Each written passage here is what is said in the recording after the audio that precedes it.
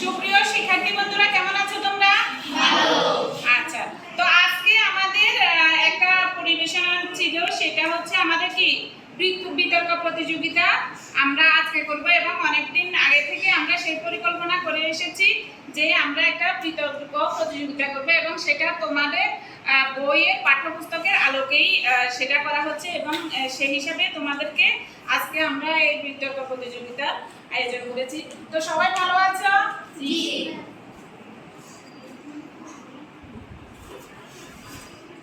তো আমরা একটু পরে আমাদের বিতর্ক প্রতিযোগিতা আমরা এখানে শুরু করতে যাচ্ছি।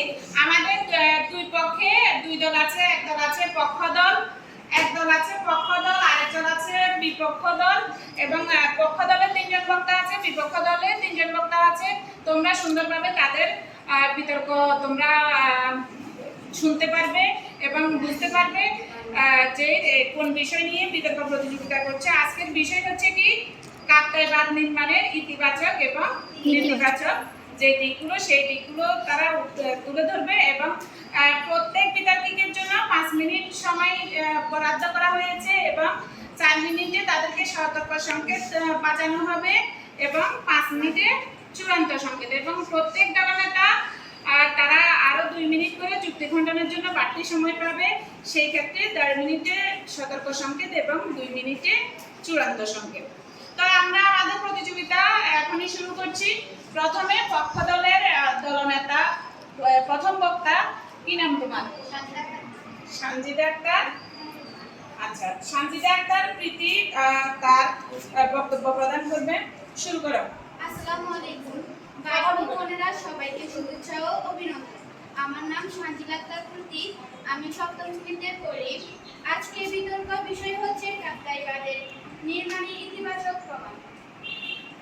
কাপ্তাইবাদ বাংলাদেশের বৃহত্তম বাঁধ এবং একমাত্র জলবিদ্যুৎ কেন্দ্র। এটি নবায়নযোগ্য শক্তিগুলোর অন্যতম জলবিদ্যুৎ কেন্দ্র। খুব কম শক্তি ব্যয়ের মাধ্যমে চালানো যায়। এছাড়া এটি জীবাশ্ম জ্বালানি দ্বারা চালিত। বিদ্যুৎ কেন্দ্রের তুলনায় খুব কম পরিমাণে কার্বন ডাই অক্সাইড নির্গমন করে।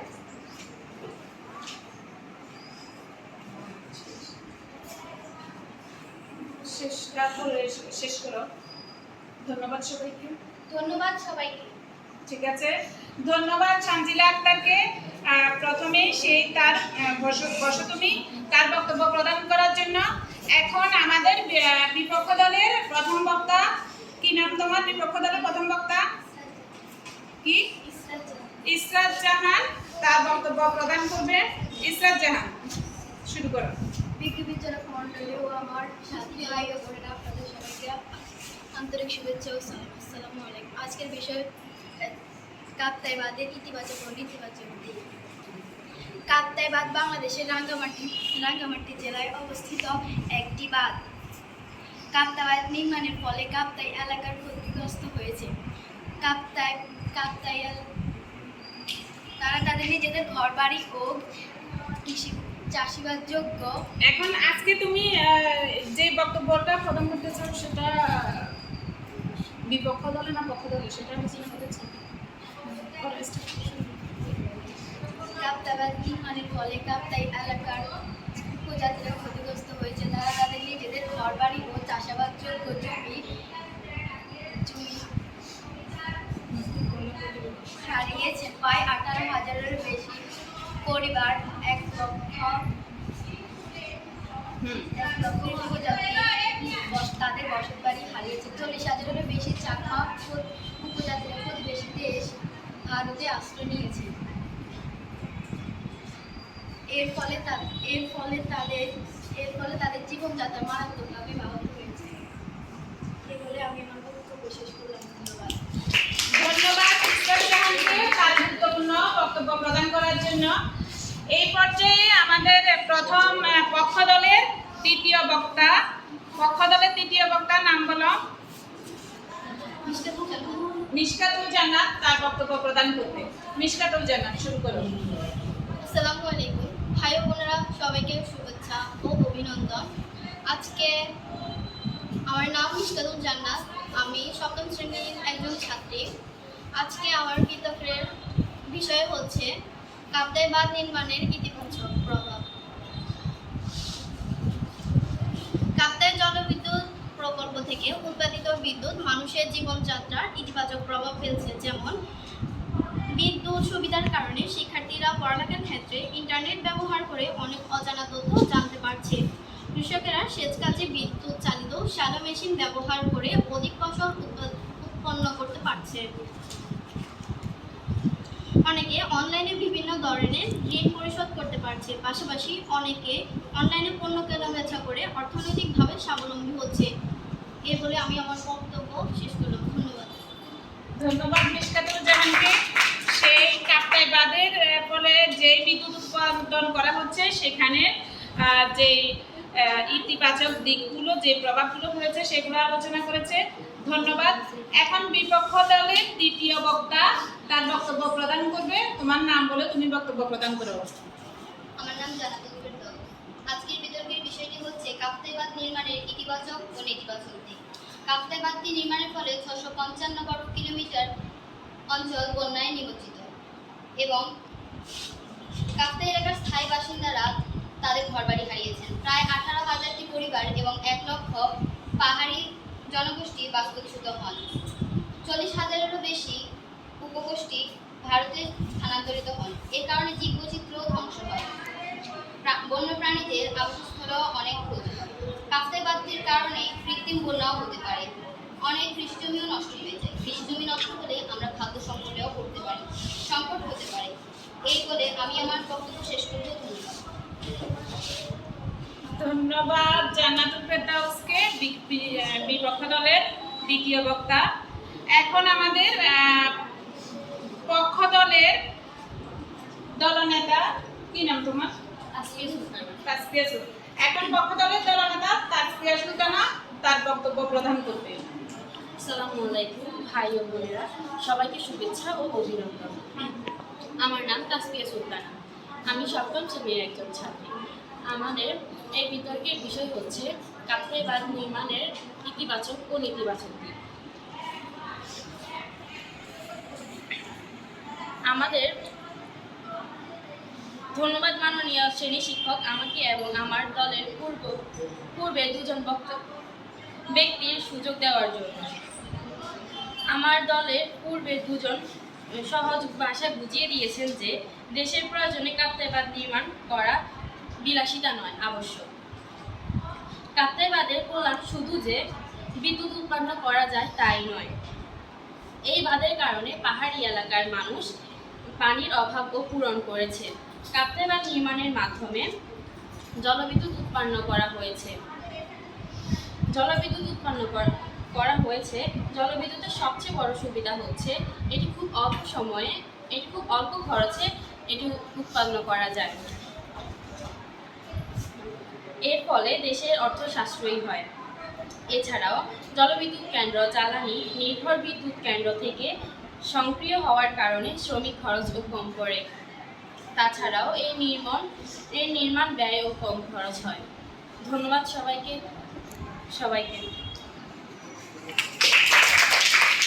ধন্যবাদ পক্ষ দলের দলনেতা তাসফিয়া সুলতানাকে তার সুন্দর বক্তব্য প্রদান করার জন্য। এই পর্যায়ে আমাদের বক্তব্য নিয়ে আসবে আমাদের বিপক্ষ দলের দলনেতা রিফাত জাহান।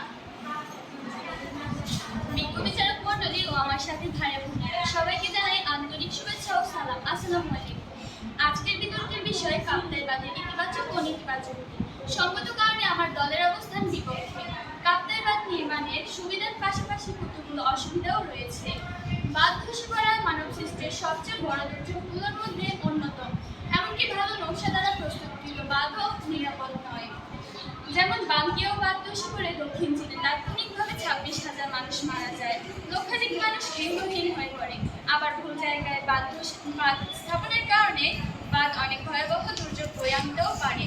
যেমন 1957 সালে ইতালিতে বন্ড বাঁধের কারণে 2,000 মানুষ মারা যায়। এছাড়া মাছের আবাসস্থল ও খাদ্যাভ্যাসের পরিবর্তন ঘটে, মাছের চলাচলও ব্যাহত হয়। পাশাপাশি কৃষি জমির পরিমাণও হ্রাস পেয়েছে। এসব বিষয়ে আমাদের জীবনযাত্রায় নেতিবাচক প্রভাব ফেলছে। তাই কাপ্তাই বাঁধ মতামত পোষণ করেছি। ধন্যবাদ সবাইকে। ধন্যবাদ বিপক্ষ দলের দলনেতা রিফাত জাহানকে সুন্দরভাবে তার বক্তব্য উপস্থাপন করার জন্য। ধন্যবাদ। বসো তুমি। এই পর্যায়ে হচ্ছে আমাদের যুক্তি খণ্ডনের পালা। এই পর্যায়ে দুই দলেরই দলনেতা তাদের যুক্তি খণ্ডন করবে। সেই ক্ষেত্রে 2 মিনিট সময় পাবে তারা। 1.5 মিনিটের সতর্ক সংকেত এবং 2 মিনিটে তাদের চূড়ান্ত সংকেত বাজানো হবে। সেই ক্ষেত্রে তোমরা নিশ্চয়ই প্রস্তুত, কেমন? আচ্ছা, তো প্রথমেই পক্ষ দলের দলনেতা তাসফিয়া সুলতানাকে আমি অনুরোধ করছি তার যুক্তি খণ্ডন করার জন্য। তাসফিয়া সুলতানা। বিপক্ষ দলের বন্ধুরা কাপ্তাইবাদের বিপক্ষে অনেক যুক্তি তুলে ধরেছেন।